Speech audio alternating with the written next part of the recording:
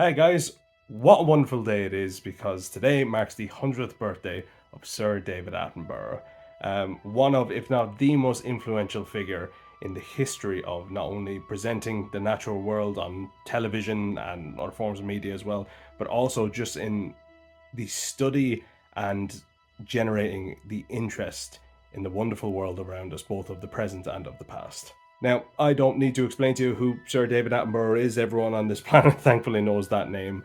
But what I am going to do is I'm going to throw up a little bit of footage here because 14 years ago, my scraggly teenage young self was very, very, very lucky and fortunate enough to meet Sir David Attenborough at the launch of one of our dear friends' books in London. The book in question was being released by Chris and David Wilson, whose great-granduncle had been Edward Wilson, the chief biologist on the famed Robert Falcon Scott expedition to the Antarctic, aboard the Terra Nova.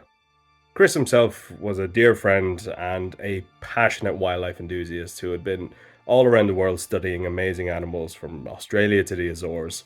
And Sir David happened to have been a huge admirer of Edward Wilson, and he was delighted to launch the book, and I was delighted to be attending the event with him.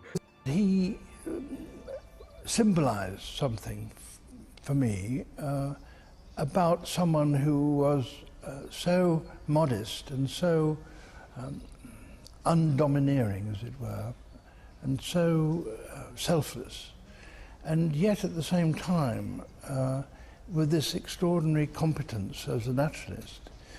In this book that's just been published, there are some marvellous natural history illustrations, beautiful by any standard, and scientifically valuable too.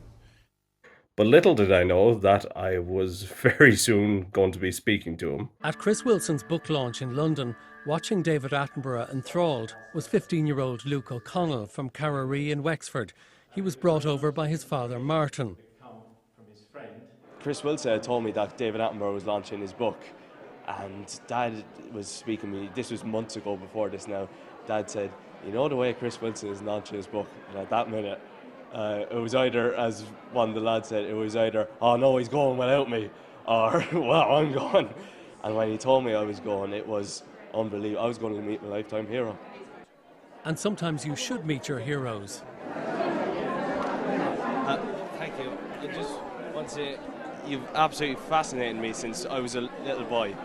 Ever since I saw your first programs, you inspire so much people. You're just. I got into wildlife because of you, and I've loved it ever since. The places you have been, it's the stuff of wonders, and I have to say thank you for inspiring us. Scott's last letter to his wife requested that she encourage their son to take an interest in nature, as it was better than games. 100 years on, was he right?